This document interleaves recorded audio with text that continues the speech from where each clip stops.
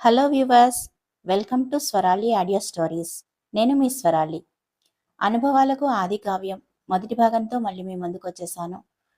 మీరు ఛానల్ కనుక first time చూస్తున్నట్లయితే సబ్స్క్రైబ్ చేసుకోండి. స్టోరీ కనుక నచ్చినట్లయితే లైక్ చేయండి. అలాగే చిన్న కామెంట్ కూడా పెట్టండి. ఇక లేట్ చేయకుండా మనం మన స్టోరీలోకి వెళ్ళిపోదాం. నువ్వు మరీ ఆర్ట్ సినిమాలో హీరోయిన్లా ఆలోచించకు మమ్మీ. కొంచెం ప్రాక్టికల్గా ఉండు. నీ లైఫ్లో నువ్వేదో మిస్ అయ్యావని నీ అభిప్రాయాల్ని నా మీద రుద్దడానికి ట్రై చేయొద్దు. అయినా ఇప్పుడు నేనేమి చెప్పినా నీకేం అర్థం కాదు. నీ ఆలోచనలన్నీ 90స్లోనే ఆగిపోయాయి.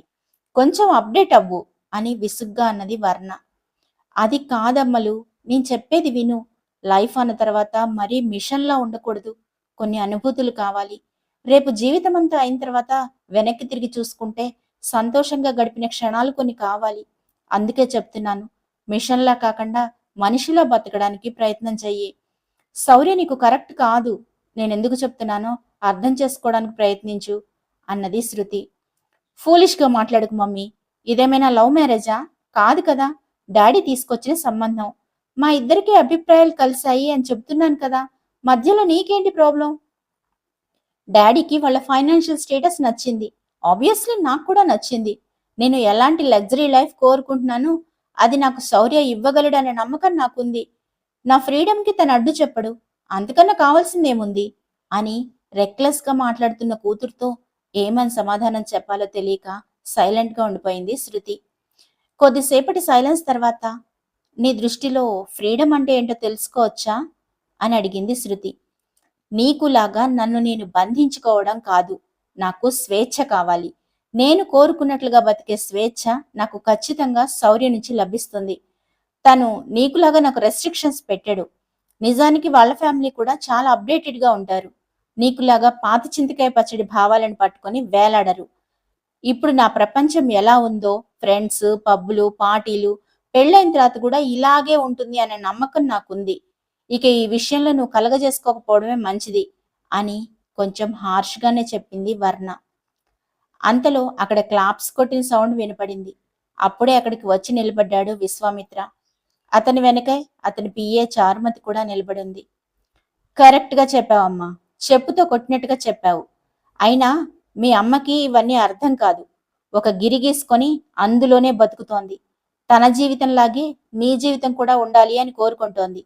శౌర్య నీకు అన్ని విధాలా కరెక్ట్ మాత్రమే కాదు, మన రెండు కుటుంబాలు కలిస్తే ఈ బిజినెస్ ఫీల్డ్లో మనల్ని ఎదిరించేవాడే ఉండడు.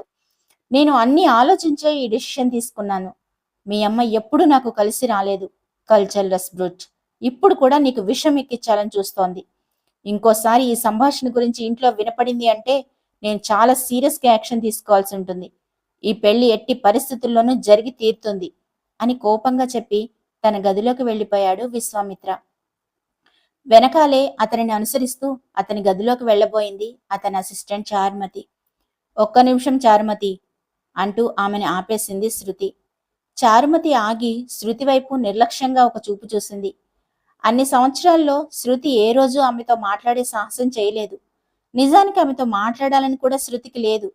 కానీ మాట్లాడక తప్పని పరిస్థితి కాబట్టి ఆమెని ఆగమని చెప్పింది శృతి. మొదటిసారిగా వర్ణ కూడా వాళ్ళమ్మ వైపు ఆశ్చర్యంగా చూసింది. డాడీ మాటలకి కానీ చేసే పనులకి కానీ అమ్మ ఎప్పుడూ ఎదురు చెప్పడం చూడలేదు. కానీ ఈరోజు డాడీ అసిస్టెంట్ని పేరు పెట్టి పిలిచి మరీ ఏదో వార్నింగ్ ఇవ్వడానికి సిద్ధపడడం చూస్తే వర్ణకి నిజంగానే ఆశ్చర్యంగా అనిపించింది. శృతి నేరుగా చారుమతి వైపు చూసి, ఈ ఇంట్లో ఆడపిల్లకి పెళ్లి పెట్టుకున్నాము. ఈ టైంలో నువ్వు ఇలా ఇంటికి వస్తూ ఉంటే ఇక్కడే ఉండడం అంత మంచిది కాదు అని నా ఉద్దేశం. రేపు మగపెళ్లి వాళ్ళకి ఈ విషయం కొంచెం ఇబ్బందిగా అనిపించవచ్చు. చెప్పక తప్పడం లేదు. నువ్వు కొన్నాళ్ళు ఈ ఇంటికి రాకపోవడమే మంచిది అని స్థిరంగా చెప్పింది శృతి.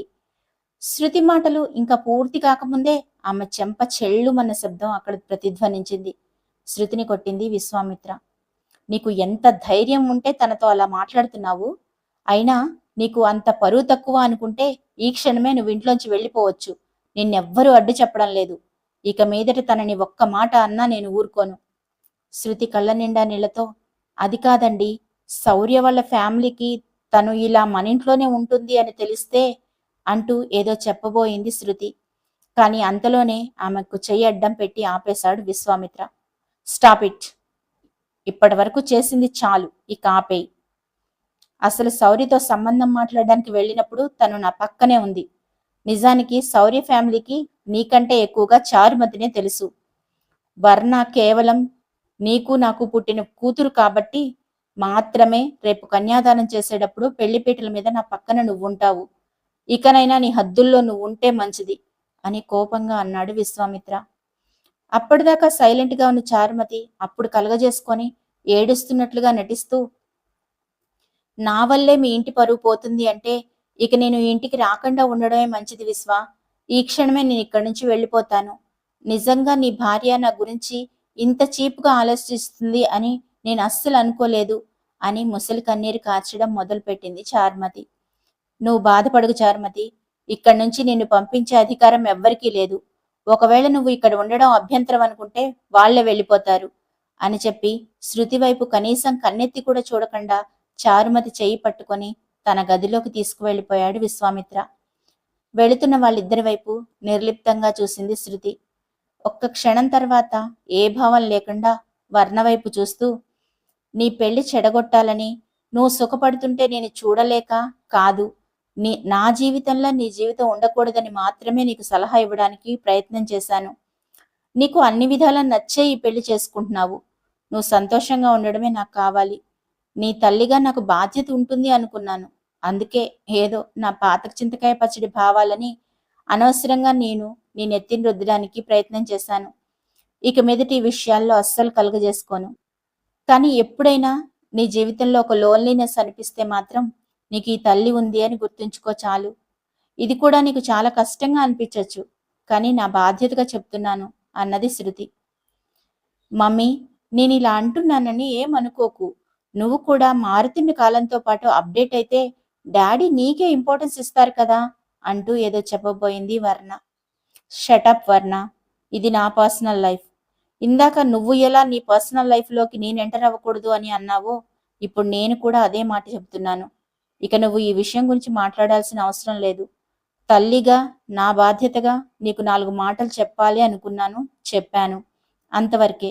వినడం వినకపోవడం నీ ఇష్టం అని చెప్పి అక్కడి నుంచి వెళ్ళిపోయింది శృతి. షిట్, మమ్మీ ఎప్పుడు మారుతుందో ఏంటో. తన మైండ్ పాడు చేసుకోవడం కాకుండా నా మైండ్ కూడా పొల్యూట్ చేయాలని చూస్తోంది అని విసుగ్గా అక్కడి నుంచి వెళ్ళిపోయింది వర్ణ. తన గదిలోకి వెళ్లిన శృతికి వర్ణ మాటలే పదే పదే చెవిలో మోగుతున్నాయి. అప్డేట్ అవ్వడం అంటే ఏంటి? దిగజారిపోవడమా? నేను ఎలా ఉన్నానో అలా కదా తను నన్ను ఇష్టపడాలి. కాలంతో పాటు నన్ను నేను మార్చుకుంటే ఇక ప్రేమ అనే దానికి అర్థం ఏముంది? అసలు నిజమైన ప్రేమ అంటే ఏంటో తన జీవితంలో ఇప్పటి వరకు రుచి చూసిందా? లేదు కదా. మరి ఇప్పుడు కొత్తగా దేనికోసం తను ఆరాటపడాలి? దేనికోసం నన్ను నేను మార్చుకోవాలి? అలా ఆలోచిస్తూనే తన గదిలో మూలన పెట్టి ఉన్న వీణ మీద అప్రయత్నంగా చేయి వేసింది శృతి. అంతలోనే ఏదో నిర్ణయం తీసుకున్న దానిలాగా లేచి తన గదికి ఉన్న కిటికీలు తలుపులు అన్నీ మూసేసింది. అవన్నీ సౌండ్ ప్రూఫ్. బయటికి సౌండ్ వినపడకూడదు కదా మరి. ఆమెలో ఉన్న వేదన ఆవేదన అంతా తీరిందాకా ఆ వీణ వాయిస్తూ అలాగే ఉండిపోయింది శృతి. వీణని శృతి చేసినంత తేలికగా తన బతుకుని శృతి చేసుకోలేకపోయింది. అంతలో ఆమె మొబైల్ రింగ్ అవడంతో ఈ లోకంలోకి వచ్చింది శృతి. తనకు ఫోన్ ఎవరు చేస్తున్నారో ఆమె గెస్ చేయగలిగింది. ఫోన్ లిఫ్ట్ చేసిన వెంటనే కన్నా కంగ్రాట్స్ అని సంతోషంగా చెప్పింది శృతి. ఇందాకటి ఆమె మొహంలో కనిపించిన బాధ విచారం ఏమాత్రం లేవు. మనసంతా ఒక రకమైనటువంటి ఆనందంతో నిండిపోయి ఉంది ఇప్పుడు. Thank you mummy, thank you thank you thank you so much అంటూ చెప్తున్నాడు వశిష్ఠ. ప్రోగ్రాం బాగా జరిగింది. నువ్వు కూడా లైవ్లో ఇక్కడ నుండి ఉంటే నాకు చాలా హ్యాపీగా ఉండేది మమ్మీ. లైవ్లో ఫస్ట్ ప్రోగ్రాం కదా, నేను చాలా మిస్ అయ్యాను తెలుసా అని తను ఇచ్చిన మ్యూజిక్ ప్రోగ్రాంకి సంబంధించిన విశేషాలన్నీ చెబుతూ ఉన్నాడు వశిష్ఠ. అన్నింటినీ శ్రద్ధగా విన్న తర్వాత కన్నా నీకో ముఖ్యమైన విషయం చెప్పాలి అని అన్నది శృతి. ఆమె గొంతులో వచ్చిన మార్పును వశిష్ఠ త్వరగానే గ్రహించగలిగాడు. ఏంటి మమ్మీ అది అంటూ కొంచెం ఆందోళనగా అడిగాడు వశిష్ఠ. కంగారు పడాల్సిన విషయం ఏమీ లేదు నాన్న. డాడీ వర్ణకి ఒక సంబంధం చూశారు. దాదాపుగా కుదిరినట్టే. ఈ మంత్లోనే పెళ్లి చేద్దాం అనుకుంటున్నారు అని చెప్పింది శృతి. వావ్! చెల్లికి పెళ్లి కుదిరిందా? నేను మరీ అంత పరాయివాడిని అయిపోయానా మమ్మీ? డాడీకి కనీసం నాతో ఒక మాట కూడా చెప్పలేదు అని కొంచెం బాధపడుతున్నట్టుగా అన్నాడు వశిష్ఠ. కానీ అతనికి తండ్రి సంగతి తెలుసు కాబట్టి వాళ్ళమ్మని అంతకు మించి బాధ పెట్టాలనుకోలేదు. అందుకే తను కూడా సంతోషంగా ఉన్నట్లుగా నేను 2 డేస్‌లో ఇంటికి వచ్చేస్తున్నాను మమ్మీ.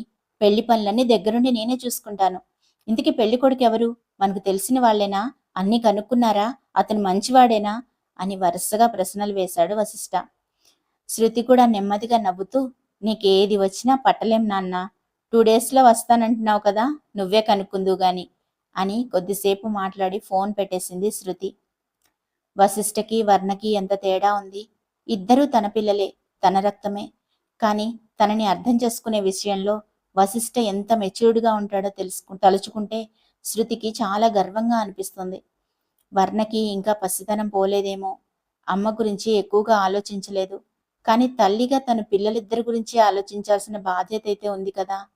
వర్ణ కోరుకున్నట్టుగా శౌర్యతో సంతోషంగా ఉండగలిగితే అంతే చాలు అనుకుంది శృతి.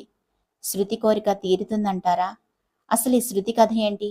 విశ్వామిత్ర, శృతిల మధ్యలో చారుమతి ఎవరు? ఒంటరితనం ఒక శాపంగా అనుభవిస్తున్న తల్లిని చూస్తూ కూడా స్వేచ్ఛ వెనుక పరుగు పెడుతున్న వర్ణ జీవితంలో తను కోరుకున్న రంగులన్నీ తనకు దక్కుతాయా? అక్కడక్కడ కళ్ళు తడుస్తాయి. స్టోరీ మీకు నచ్చింది అంటేనే కంటిన్యూ చేస్తాను. ఏ విషయమైనా సరే నిర్మోహమాటంగా కామెంట్ పెట్టండి ప్లీజ్. రామలో సీత కంప్లీట్ అయిన తర్వాత నుంచి స్టోరీ వస్తుంది. ఇది బాగుంది అంటేనే నెక్స్ట్ పార్ట్ రాసి సాధ్యమైనంత తొందరలో అప్డేట్ చేయడానికి ప్రయత్నం చేస్తాను.